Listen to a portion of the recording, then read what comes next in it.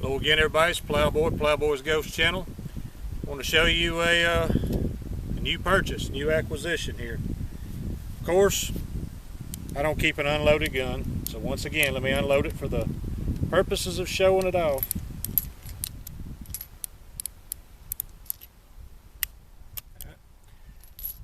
It is a Cimarron 1858 Remington conversion 45 Colt. Been wanting one of these for a little while too. Back, let's see, last year when I got my first Schofield, matter of fact it's about a year ago this week or next week or two, I was thinking on one of these, and of course I wanted the Schofield more. I still love my Schofield, permanent home, going nowhere, but I wanted one of these too, and well, things worked out where I could pick up one. I'm sure y'all have seen this before, but there's not a whole lot of videos on the factory conversion, so remind everybody, let's see, of course, got your loading gate, half cock, it's probably too close, but anyway, still got the loading lever to it, got the ejector you turn out, and eject them like that. In theory, so far, I've not used it. Y'all are going. I picked this up yesterday afternoon or yesterday evening, and I haven't fired it yet. So y'all are going to get to see the first shots with the Cimarron CA1000 U-Birdie built 1858 conversion and 45 Colt. Now they put those loads right back in it. My standard hand load. They're using all my 45 Colt stuff, which, by the way, I don't know if y'all can tell it or not. Can y'all see that breech plate, that purple sort of plum color that's to it? It don't have it on the gate itself, but I love that. That looks awesome to me. It gives it sort of a, well, I've got a Ruger Super Blackhawk. It's got that coloring on the frame, but this is of course intentional. That other's age and whatever else other factors involved in bringing that color out on its own, I suppose. All right, loading up 5. Y'all can get to see the first shots, for better or worse. And yeah, I didn't get shorter. I'm going downhill from you.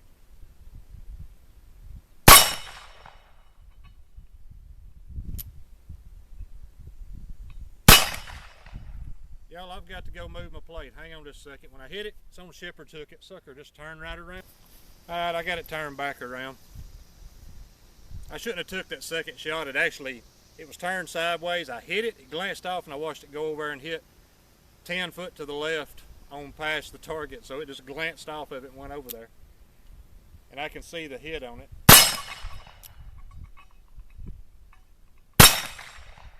Sucker has turned again. Completely side. That's the kind of thing that I face. Be right back again. Yeah, I expect 45, 70 to turn it, but oh well, it's my fault for not having it anchored better. It is my fault for that miss. So you know how in basketball you let one go sometimes and you realize that it's going to be a miss before it ever gets going. Well, that's the way this was.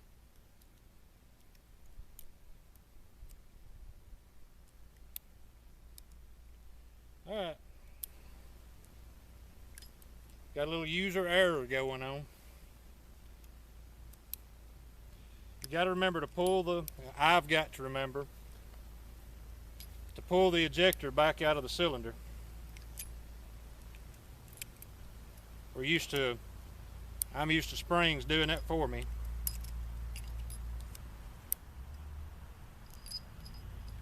We'll make a nice little pile right here of brass. Let's see. I'm not going to end on a miss. But like I said, I don't see a whole lot of videos of the factory Cimarron, Taylor's, whatever imported U-Birdie built conversion. So I thought I'd add one. And you can get on, you can look at Duelist Mike Bellevue's, and he'll show you how to load every single gun, no matter how many times you've done it, and he'll tell you the brief history of it. And If Hickok shoots one, he'll tell you all about it. I'm just going to show it to you. I'm assuming y'all are like me. You've already researched a little bit on them, as much as you possibly can, and just ready to get down to the action.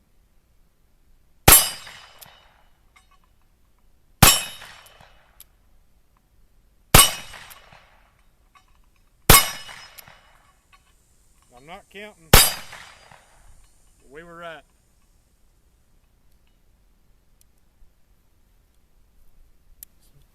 Oh well. You know what? Look what I did. Y'all, I left the ejector turned out. Well, that proves one thing.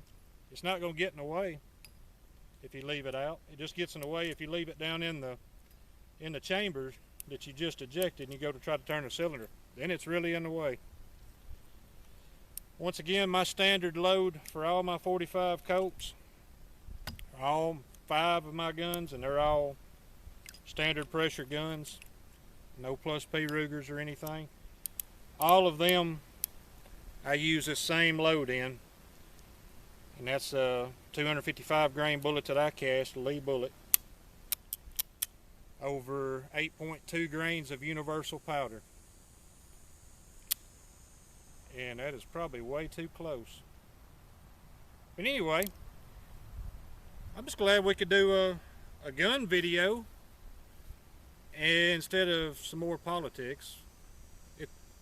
We'll get back to that. I'm sure they'll give us more to work with on that. But anyway, if you hit like. If you want to subscribe, you want to see more, God knows why you would, hit subscribe, and I'll try to do some more. I'm going to do some more anyway, whether anybody watches or not. But, yeah, Cimarron CA1000. This is Cimarron number 5 in my collection at the moment. This is 45 Colt number 5, even though not all of those are Cimarrons. It's kind of mixed up a little bit. And all of my 45 Colt revolvers are Cimarrons with the rifle, the 1873 rifle. Speaking of that 1873 rifle, it's fixed to come out. That'll probably be my next video, barring any big political theater or crap none of us really want to see or hear, is to do some shooting with that tang sight on that 1873 Uberti Winchester. Y'all, that turned out to be an awesome addition to that rifle, and I'll wait and discuss it more with you then. I want to show y'all yet another 45 Colt single action revolver. Appreciate y'all watching. Talk to you later.